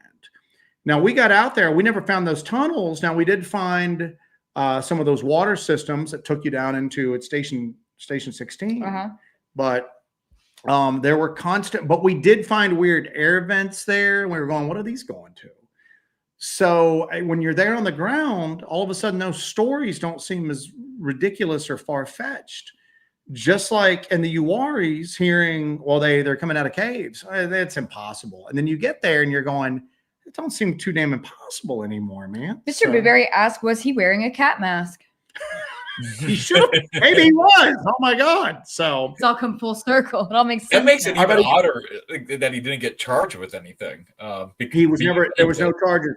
There were no charges done, and they just really hush the story up. Now you could go. It's because they don't want it to hurt tourism. Or you could also, but again, this is what I always, with these stories that go nationwide and viral. I think I'd go straight to the place where somebody's shooting and they're completely naked. I think that's where I'm going. Selling tickets, like Woodstock. Anyway, but there, like years ago, you guys remember that monkey that was in Texas that was attacking people, attacking kids and pets and all that? That was a local story that then went regional, that then went national, and then it just dropped. There was never any, we caught the monkey, we shot the monkey. Nothing. And I'm going, even if it dropped out of the national news cycle, that's still important for local people, right? Is there still a monkey out attacking children and pets? Can my dog go out? Can my kids go out? Let me know what happened with the monkey. I think Bob Gimlin covered it. And like when he broke down some of the eyewitness reports, and it was like a 6.5 foot tall monkey in some of these cases. Well, then there's also never any resolution where they did anything with the monkey. The story was just squashed. It just disappeared. It just disappeared. And even locally, you would think that something in the local news would go, residents feel safe tonight after local authorities caught the escaped monkey. Nothing at all. I didn't even know Bob Gimlin had done a thing on it, so I'll have to check it out. But it was very bizarre. And the distance this thing was covering, some of the attacks on pets were, and you know, a chimpanzee will mess you up, you know. Oh yeah.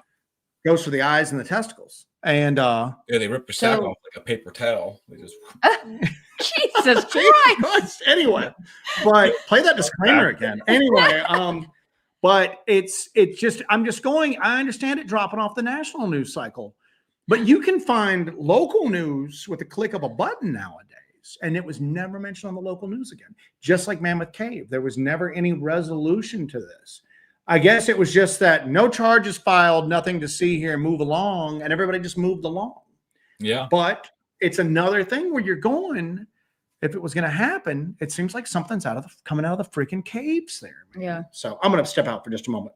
We're probably going to go a little past 9 if that's okay with you guys. So, Sure. Okay. I'll be right back. Go forth. Is that okay with you, Tuna? Tuna, how's it going, son? Marcus Aurelius asks MK, what are your main interests in cryptid types and or paranormal activities, UFOs, etc.? So MK, what things other than this Bigfoot phenomenon are you interested in? What got me into it originally was I was up in Pennsylvania and I saw a thunderbird flew right over my head when I was fishing, and came right over top of me, and it flew right over the pond that I was fishing at. I watched it soar away. And that's what started it all. I went to a library, tried to figure out what it was, because people were like, "There's no bird that big." Then I found out about thunderbird. And I just started a rabbit hole there. I got one of those like mystery coffee table books from the local library, and it just had everything in it: Sasquatch, Yeti, Nessie, Champ. It was all in there. And I just, kind of opened the door for it. So Thunderbird, I don't really do anything because they're mostly seen up in Pennsylvania. But I would like to go up there to the Black Mountains and explore that spot and see if there's any caves like in the mountains, or look for like a nesting spot. That's one. UFOs. My whole family's kind of been in UFOs. We always had an interest in it, so we always watched the sky. And then a ghost. I've had like ghostly encounters. And then a lot of stuff happens, and I don't know much about it until I learn about it. And then I'm kind of like, okay, it's interesting. That's kind of odd that Thunderbird was kind of your gateway drug into it. That's not one that you hear a lot about. I think that at the time I knew about Sasquatch, obviously. Like I was 11, 12, so I knew about Bigfoot. This I had no clue. So like kind of discovering that I saw something that wasn't supposed to be there. Yeah, that like totally got me into how it. Big, and then I heard that like if you see the Thunderbird, allegedly, like in myth, it's supposed to open the veil is thinner for you from then on. Oh, like it's supposed to open your eyes to more things. Like a phoenix into the brain. Yeah, sort of. How big do you think it was? I would put it around like 20 to 25 feet, full like. Holy like, crap! Yeah, I mean it was like an aircraft. Like what made me notice it was like the sound of like the air moving. And right when I looked up, I just go, whoop. And then it was silhouetted when it came down over top. And then when it came down in front of me, I could just see it in full light. And it was amazing. It was pretty cool. What color was it? A really ugly brown. And then it had like a whitish, not clear white, but like a white tips on the wings and on the back tail. And then it had a white ring around its neck. And what was interesting though, I remember it soared up and then it did 3 flaps to the wing, and that was it. That's the only time I ever seen it flap, was 3 times, and then it just flew off, and then it got to the height so fast that you couldn't even make out like the scale of it. And I from a lot of reports, that's all anybody ever sees, is that flaps its wings 3 times. Interesting. That's a weird thing. You know, Zach Bagans would say it's mocking the Trinity. It is mocking 3 knocks. It's mocking the Trinity. That's what it was doing, mocking the Trinity. Alan Howell, thank you so much. Hellbent Holler Real Investigations. And guys, while I was out, I grabbed another big knife just Joseph! I want to get that. Oh my god! Stigma. Away hey guys, from I me. found this calamoose right here on the trail one day. I have a Poussin Wilderness Bowie. Just in case anybody wants to associate me with small knives now. He rejects that claim. It's like I was told to go to like a costume party, and then I go there and I'm the only a-hole in a costume. Everybody else is just laughing at me. I like the Gerber knife. I think that's cool. I would get that. I would go hiking with that. He's just trying to make you feel Don't better. condescend me. I don't need your pity. Anyway, we have the patron saint of Hellbent Holler, Sheila Eveline, is here. Oh, the head of the Hellbent Holler Medical Division. Sheila is not usually in our chats. Sheila, thank you so much for showing up. Sheila's one of our holler ballers. So Sheila has been a big supporter of the Hellbent Holler project since we started. She has counseled us through many medical maladies. Yes, indeed. So she is our, she's the head of the medical department. So we have to have a medical department. We do need a medical department the way we're rolling. Another thing too, Hank's Dirty Deeds Done Not Cheap. Then where the guy went missing looking for the M cave. You guys remember that, right? Oh yeah. Yeah, the M cave disappearance. That's something that still to this day has not been solved at all. Nobody has really been able to be, and we're not going to devolve into that because I don't know if that's cryptid related or not. Yeah. Although something weird happened, but the Kentucky goblins are supposed to be in caves. A lot of the stuff that happened around the Hellier documentary.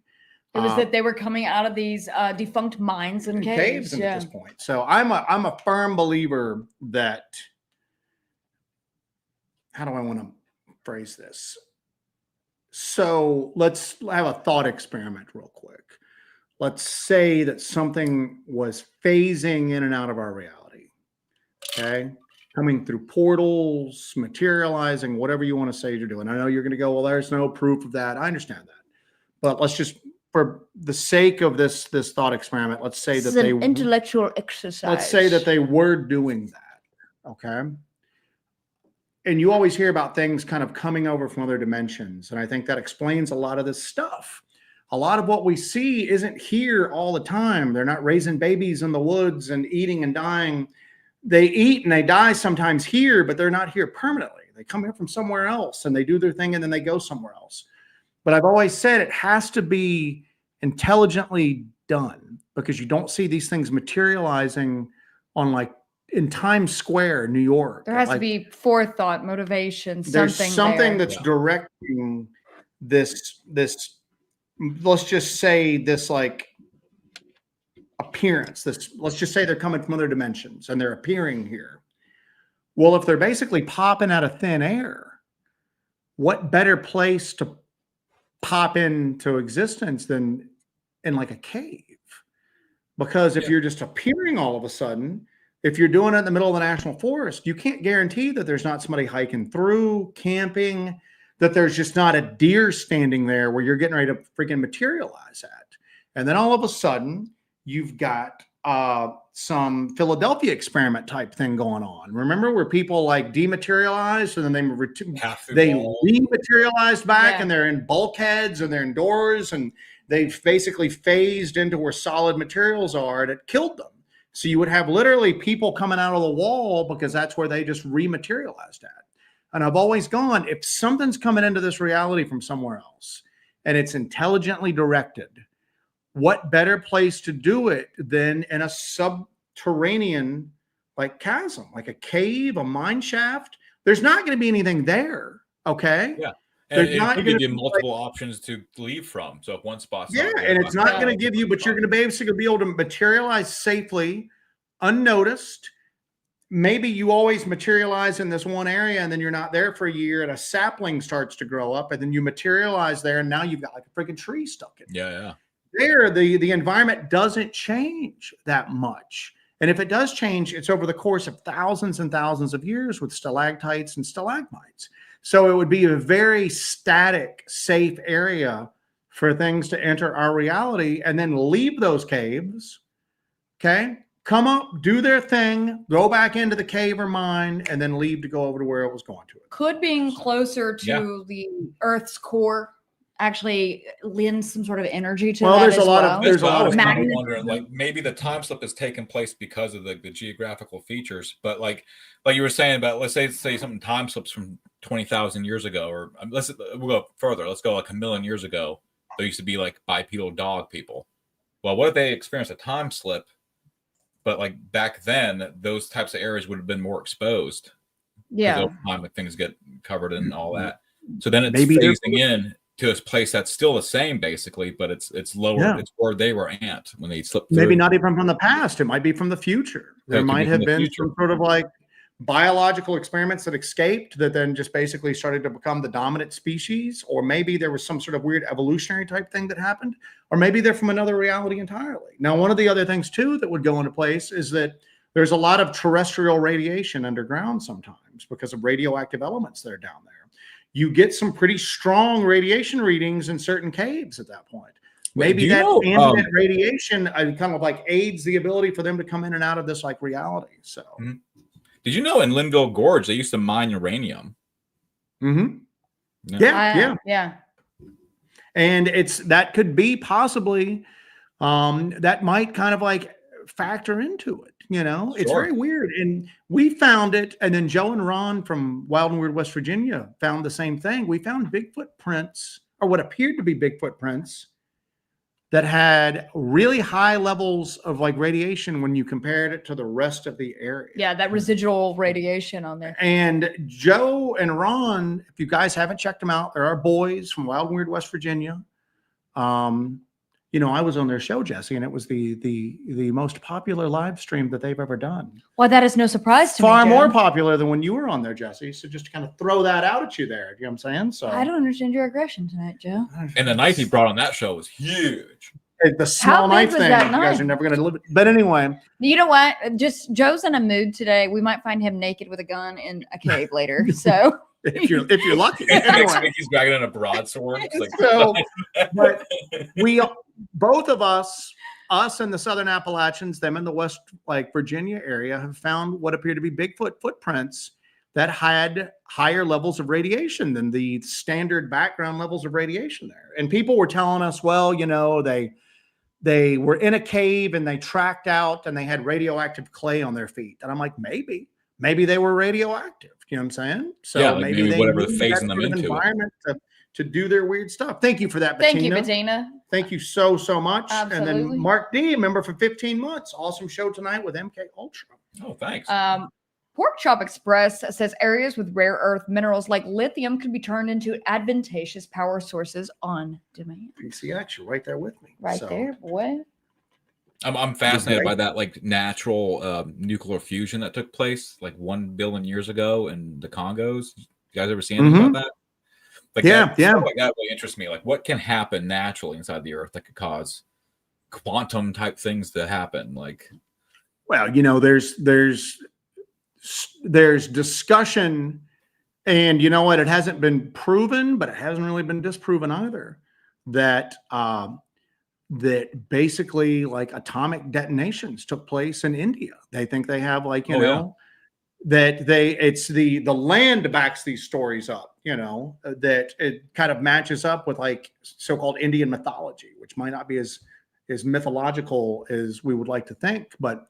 And I'm not just saying a nuke went off, but maybe something else happened. I mean, when we saw that light open up in North Georgia, the burning light thing, yeah, and we saw those little figures around it, when we went back the next day, we picked up weird signals on some of our sensor technology that weren't there a week later, but they were there a few hours after we saw this thing. was there radiation from that event?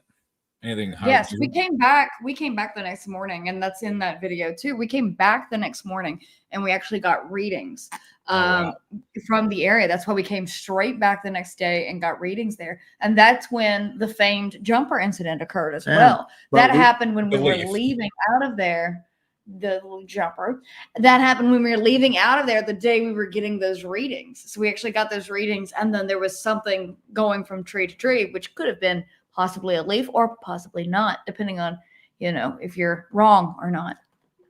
Well, are you going to dive back into it using like AI technology to analyze everything? You can't use AI for stuff like that because you can't really use AI for a lot. You can use AI. We use it basically to go bring me, pretend you're this and start basically to argue against is what we kind of use it for. Like basically like if you have an argument against something or for something, you can always use it to give you a new perspective or to find the holes in your argument and make you kind of figure out, is this a good argument for what I'm talking about? But basically just go tell me why this is impossible, why this is not, impossible. West Virginia Bigfoot Project, Red River Gorge, Kentucky's underground caves there. Red River Gorge has had some crazy Dogman reports come out of it. Oh, really? I didn't know that. Very violent, like literally like firefights, like, people have opened up on these things out there. And it's consistent. It's pretty, they're a-holes out there. These Dogmen are especially aggressive in like the Red River Gorge area. And Dogman, they're a real jerk, but it's sorry, I lost in the chat there for a second. But I don't know. Like I said, my gut response to like the subterranean Bigfoot thing used to be impossible. It just ain't happening. They're too big. They're this. They're just, you don't really. But then you start to dig into it, and I'm going, if there was a level of intelligence there and a desire to stay hidden and the ability to get in and out of areas that one of those ravines we were in, remember we were looking at it and it was a pain for us to get in and out of it. In the URs. In the URs. Mhm. Yeah. One of those ravines you took us to where the mines are. But then we're going, man, for something that was like physically capable, as a Sasquatch supposedly is, they'd climb right up that friggin' wall, no problem. You saw so, yeah. evidence that something was climbing up that Yeah, wall. You know, so- you can see. Yeah, I kinda mean, if you're imprint- 8 feet tall and you got like some reach, there's nothing that can stop you out there in Uwari. It'll Yeah. stop us, but yeah, it would have been nothing for it. And you have to think too, you know, when you've got these areas with these mines, you can compare it to the whipping up of a poltergeist as well as when you are digging into the land, when you're reconstructing a house, when you're doing something like that. There's always something that sort of stirs up activity in these areas when you start to renovate or Yeah. change or start to dig. That happens on Skinwalker Ranch, that when they start to dig, then you start to have all these incidents that occur. Think about something as large scale as a gold mining operation that is digging deep into the earth, that's disrupting the earth. You're using dynamite. There's no telling what that could have awoken or stirred up or Yeah. You And know? in I the just area, wanted, too, I just kinda wanted hear to those, share this. Jay just said, I hate monkey.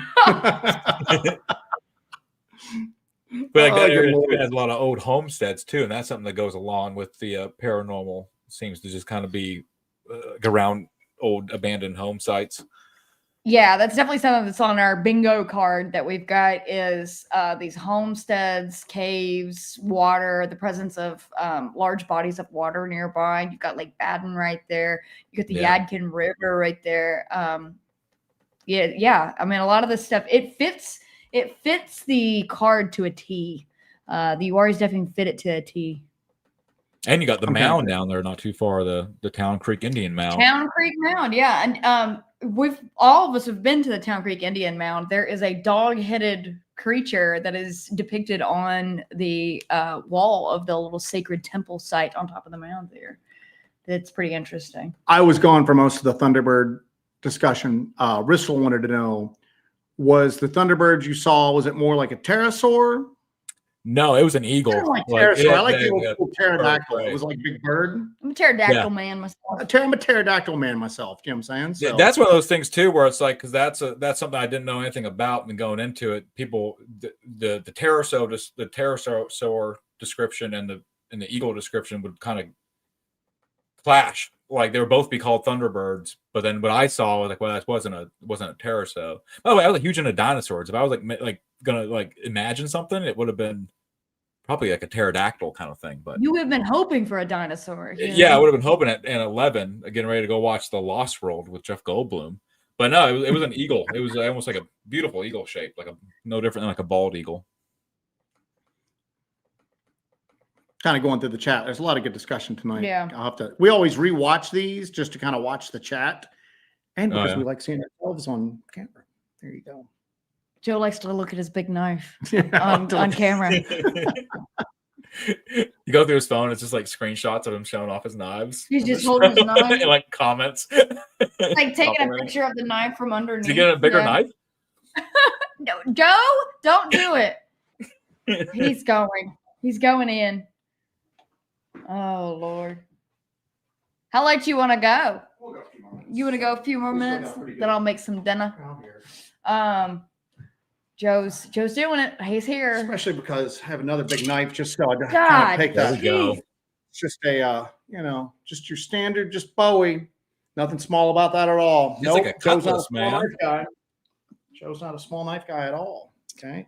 Matter of fact, if I want you guys to take one thing away from this show tonight, This is the main idea. I'm gonna read you the description. just It's gonna have the main idea. Joe has the biggest knives of all. We just Is that want what everybody to we're know going this. All right. So kind of going back through here. Oh yeah, here. Let's talk about this. This is a good one. Somebody asked earlier about this, but we'll pull it off of our boy Paul here. Joe and Jesse, did you see the NADP's thermal footage of the female dogman in the LBL? Yes. Yes. We've seen it. It's been a topic of a little bit of discussion on our Discord. Mhm.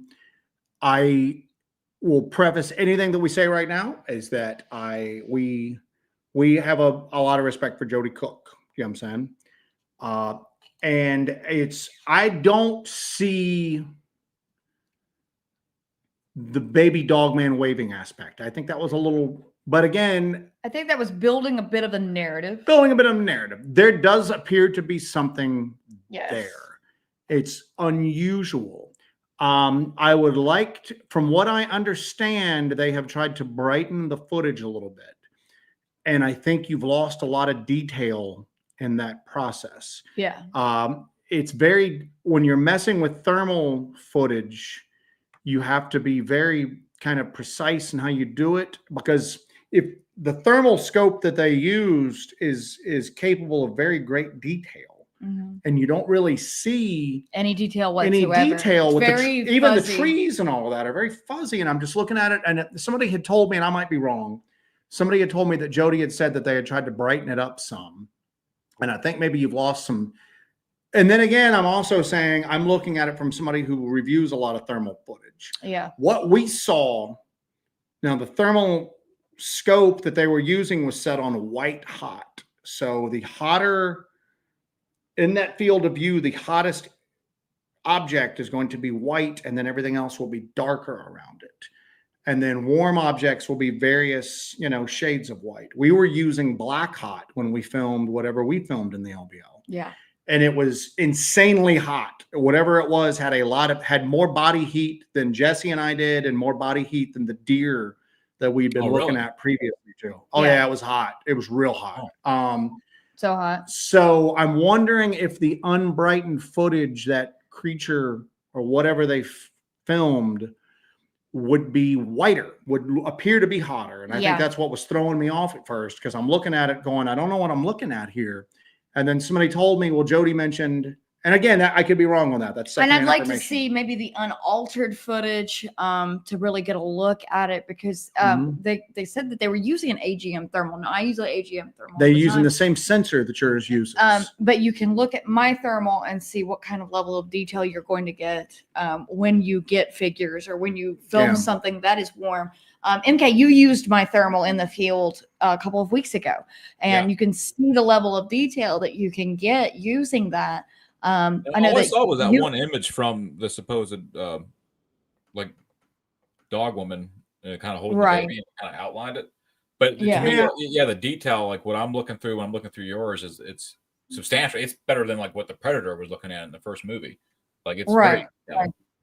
And I understand that this subject in this video that they've released and these images that they released, I understand the subject is at a distance, and so you have some magnification there. That's what I was wondering. I didn't know how far it was, because I was like, is it just so far out that's why it looks almost blurred in a way? Yeah. But even with that level of magnification, it should not blur to that degree. They were using and I don't have it. I've got it on the other computer, I think. Was it the Rattler? Is that the one they were using? They were using an AGM. I feel like it was. They were using Rattler. A Sidewinder. Sidewinder, okay. They were using a AGM Rattler 25384 version 2. Okay. And so let me show you some sample images. AGM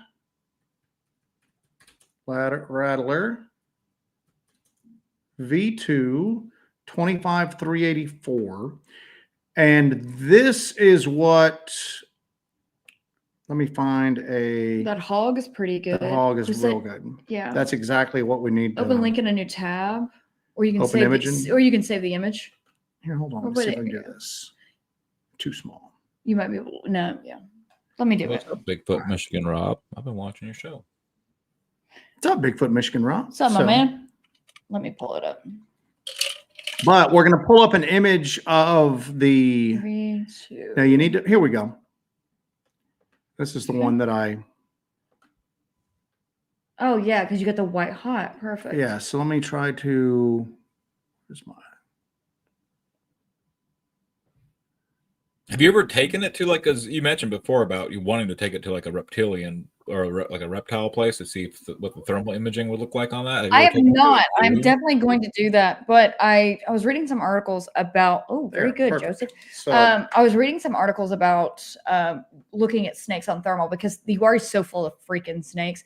I was like, okay, I'll have my thermal out. Maybe I can see them. They are cold-blooded creatures, but I was thinking maybe I can possibly see them on there. And I from what I'm seeing all these articles I was reading, you can't. But I do want to do a actual test. Here we go. So this is the same thermal scope that is in the pictures that the NADP presented. Right. And you can tell that the background is very sharp. The hog is very sharp. That's also set on white hot. Also, so look at the magnification that this one is on. it's at off by a 3. power of 1, but that Mhm. wouldn't cause that much difference to it. Yeah. You can even see heat variations in the ground. And it's the one we see with the NADP is very murky. But what's weird is whatever they're filming doesn't look right. It doesn't look like a person. I think they caught something. My question is that what is causing it? And it supposedly was taken in March. So when we were in the LBL literally the night before Midsummer's Night. Yeah, the And hottest night of the year. And it was hot as all get out, man. I mean, we were dying. And because we thought, because the LBL was like further north than us, that it wouldn't be as hot. And it was every bit as hot as it is here in South Carolina. if not worse. And we had better. They in around Kentucky Lake and land between the lakes in March, the average temperature is a high of 58 and a 41 is the low. So so you're gonna have a huge difference between.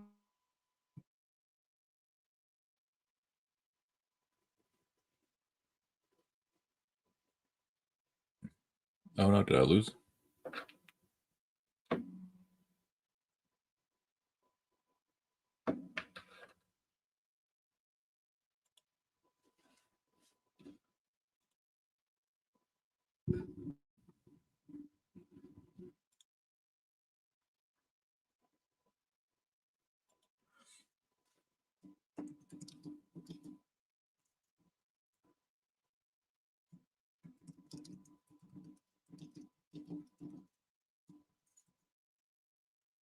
Oh, can you hear me? Okay.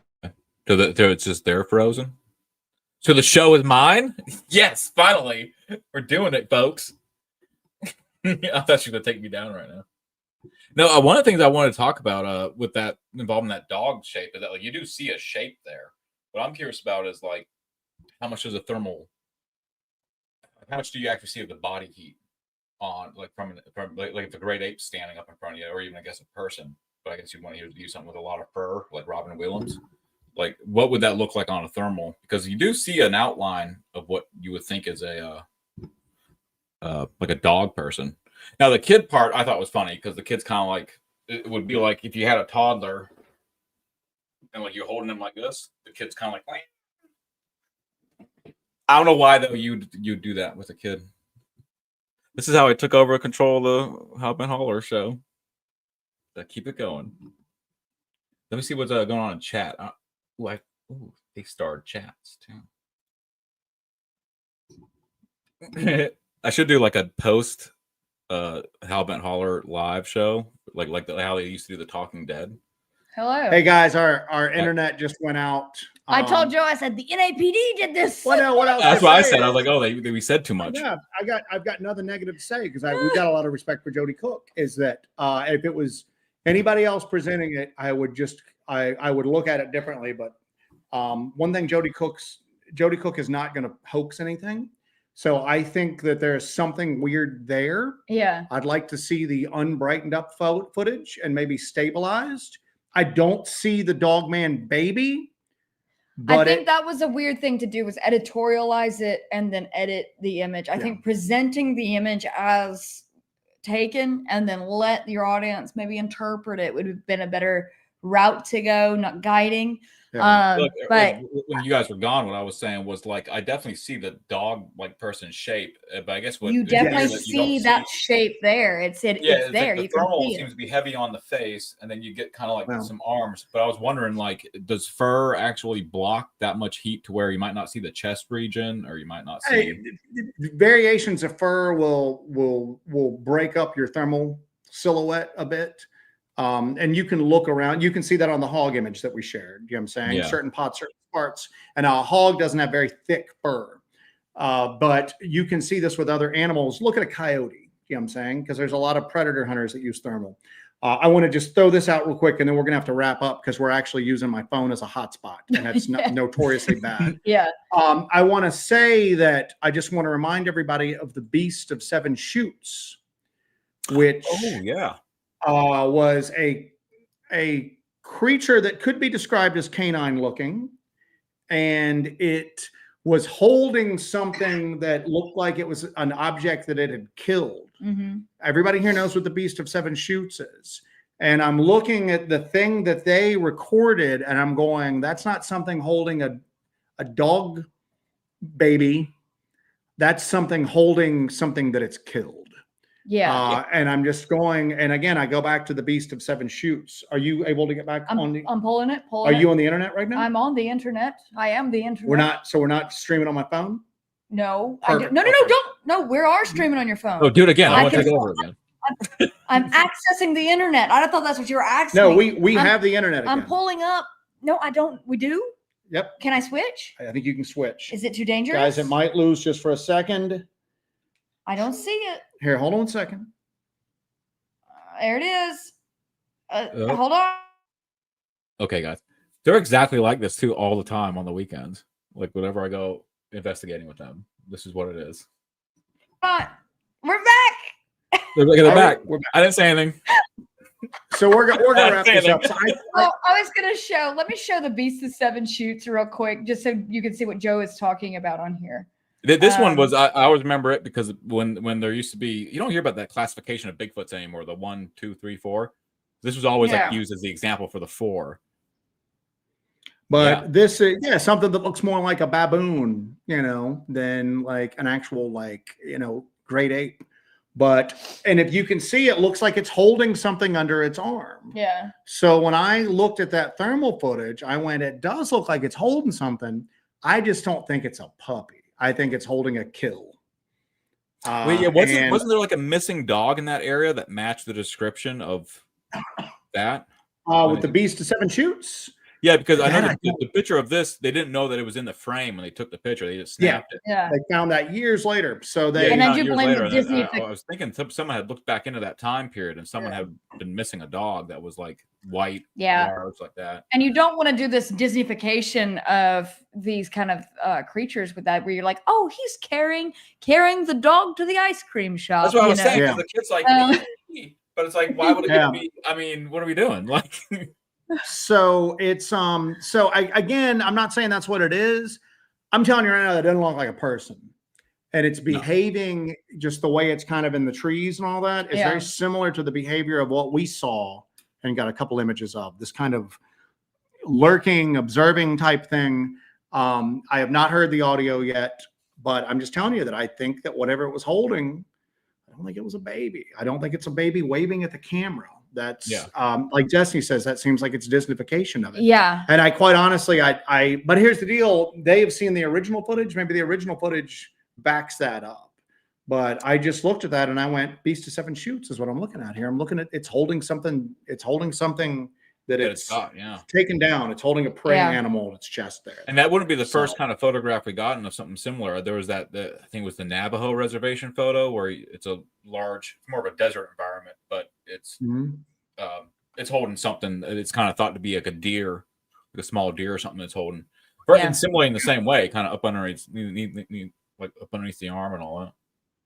I wanted to ask, what does fog do with thermal? Like if it was foggy out that night, would it make it blur out or?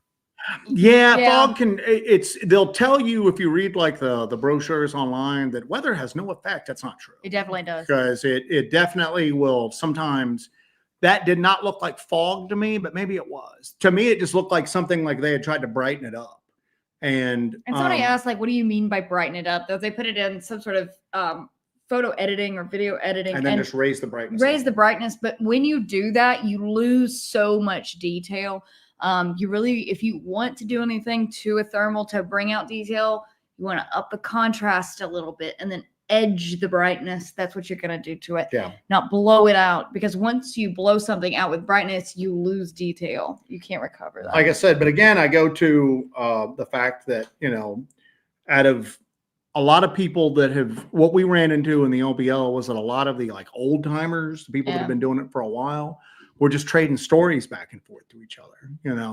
Jody Cook was out there like legit talking to people, getting witness statements, doing like, FOIA requests, looking at records. So, Jody Cook did really good work in the LBL. And what you got? It would have been the Beast of Seven Shats if it had been carrying a Taco Bell bag. So yeah, I don't know. I think it's something. I think it's something. And I think that if you look at it with that lens, that you're seeing an upright canid holding dinner, all of a sudden that makes more sense to me than a dog woman holding a baby that's waving at the camera. Yeah. And just maybe backing off the editorializing of the whole thing and creating the story of, if you have the evidence, present the evidence, and it will take it where it needs to go. The viewer will interpret it instead of giving this viewer the idea of a baby waving at a camera. It's very strange. They had more time and experience with that footage than we have. Yeah, so we have no idea. To me, it made it seem more believable. Should we have a disclaimer? Doing the Beast of Seven Shoes. There's no another disclaimer. So I think we are going to wrap up here in a second. Now, I will say this, though. Paul K goes, I think the LBO creature was definitely female, in my opinion. It might have been, but here's the other thing, too, that you would think of, is that a female canid, is it going to have a singular set of mammary glands like a oh my god, patty or a woman, or multiple, like a dog, or I'm being serious right now. What's it going to have? This is a conversation we have had multiple times. Yeah, like just even before this thermal, just something that comes up in daily conversation. It's something that we just talk about. What sort of teats is it going to have? Is it going to have like a dog? What is that, 8? 12, I don't know how many 14, teats a dog has. 20 teats. So, or is it because that one seems like it just has one set of breasts, which I would think. I guess it's determined by how many they would have, like how many offspring they would have, right? Like a dog is expected to have like however many pups they got. Well, I'm not humans a dog only have like at most 2. We need the dog expert. I need some here. dog. Who's my dog guy? You know what we need? We need the werewolf behavioral expert from that Frank Grillo movie in here. We need Frank. Where's Frank Grillo? Where's Frank Grillo? Anyway. Yeah, we need Frank Grillo in on this. So hold on one second. How many? God, my YouTube search history. And don't take anything we say about dog teeth seriously. We don't know. We don't have dog teeth knowledge. Where's that disclaimer? Where is that? 8 to 10. Oh, okay. 8 to 10. 8 to 10. Why do they not? What's the determination on whether they have 8 or 10? I think it's just what God gives them, Joe. Luck of the It rolls a dice. Look at the teeth. But it's so I don't know. Do you know what I'm saying? Like, apes don't have visible, like, breasts like that, which is one of the problems. Mystery says, wouldn't that make it the creature of 7 tatas? So, Ristel goes, we've reached the pinnacle when we're discussing dog woman teeth. I'm telling you, so some of you old school people, that this has come up at least twice before at this point. So it has come up before, but it's one of the problems people had with the Patterson Gimlin film is that it had visible breasts, and that apes, like, great apes, mountain gorillas, everything like that, only human women have visible breasts like that. I know we're kind of closing up now, but I actually kind of theorized that I think a gorilla is actually a bad comparison with Bigfoot. I think they fall more in line with like the gibbons. Ever seen those things? Yeah. They're very large, but one of the things about them is they don't have the muscle density, because like a great ape can't swim, but Bigfoot can swim. There's a lot of reports of it swimming across things. So it kind of pushes it more towards a gibbon's build than it would a gorilla build. And then maybe in that instance. What's the teat situation on a gibbon? I'm looking up teats. I'm Hold looking on. up. Yeah, I mean, Google that real quick. Gibbons teats. I'm glad we're past time now. Boy, I'm glad we ran that disclaimer tonight too. Yeah, Good go Lord. ahead. So, but here's the deal: if Bigfoot is just a flesh and blood inhabitant of Earth, and there's a breeding population here, and they've just managed to stay undiscovered, I just don't see them being they'd be related to mountain gorillas, but they're not basically undiscovered North American gorillas. They would be some sort of relic hominid. They would be some offshoot of, they would get on there right along with Homo sapiens, Neanderthals, all the rest of that, very varied, multi-branched, thing of just humans, of just people, of Homo species. And it's just, so I could see where that's not maybe just the fact that Patty had breasts would not be a thing that would just completely disqualify that from being real. But with if a female dog woman, now there have been female dog women with puppies sighted in the LBL. Elijah Henderson from Cryptid Studies Institute has gotten a few reports of that, but I don't think the teats have ever been part of the discussion until today. Now that's on the standard. How many youngins do they see? Like 1 or 2, or like 6 or 8 or 10? It was like 2 or 3, I think. So okay, I could be wrong with that. I'm not sure. How many teats did it have is part of the standard Helmut Holler witness, submission form. Yeah, and sometimes people are just going, I want that T-shirt. I'm reporting a ghost sighting, guys, and I'm going, so back to these teats about this ghost. Those are called boobies. Boobies. Thank you for joining us for Helmut Holler Live. I think we're going to wrap it up on that one, guys. It's a good place anyway, thank you all for joining us tonight. Thank you guys for having me, and I wanted to show off this awesome shirt Jesse got me. I haven't bragged about it, but I want to. Do you like it? It's little Bigfoot. It's little Bigfoot. Little Bigfoot. I saw that shirt and I was like, oh my God, Joe, can I buy this for MK? I know he would love it. So glad you enjoy it. Anyway, MK, thank you for joining us tonight. Holler After Dark. Thanks for having me. It's been great. Everybody who donated to the cause, this is where your money's going to. No refunds. Joe's got to study some teats. I got to look at some teats. I do gibbons have teats on my YouTube search here. But anyway, great show tonight, guys. We had an absolute ball. Yeah. Keep your notifications on. You will probably see at least me later on this week. At least Joe. Later on this week. But and is that not what you need for a good day? Just a little bit of Joe. A little bit of Joe in your life. So anyway, I do have some housekeeping to do here. MK, you can stick around for this if you'd like to, because I think you're going to this, aren't you, my man? No, I'm going to. I got my room. I got my ticket. Yeah, Gatlinburg, July 26th. We're going to be at the Smoky Mountain Bigfoot Conference. We think we are. We're on the flyer. They still announced us, so So we're freaking front and center on that flyer, man. So look at that. After this show, we might not be speaking at the conference. Yeah, exactly. I'm waiting for that uninvite. So I mean, especially when I pop up the slideshow, and the first slide is Gibbon teats. Gibbon teats. Gibbon dim teats. In addition to that, we're also going to be at the Tennessee Wild Man. Put that little thing there. Get that off of there. Oh, my Papa MK Davis there. Yep. Yeah. So that's going to be August 16th in McMinnville, Tennessee. We're going to be on Papa Davis. Yeah, MK's estranged father. That's my mother's name. That's the one I wish I could go to. That Tennessee Wild Man looks like a lot of fun. Yeah, sometimes that gets unhinged. That's what I like about it.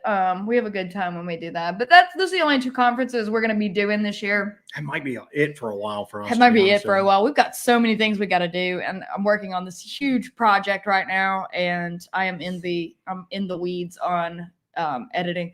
But yeah, it is what it is. But thank you guys for joining us tonight. We do appreciate you guys playing along, being part of this this cluster F, as it were. Thank you to MK for taking time out of his busy schedule, and Tuna the Cat for joining us for this episode of Hellbent Live. MK, do you have anything you want to plug or talk about, or anything that you want to go out on? A note, if you would.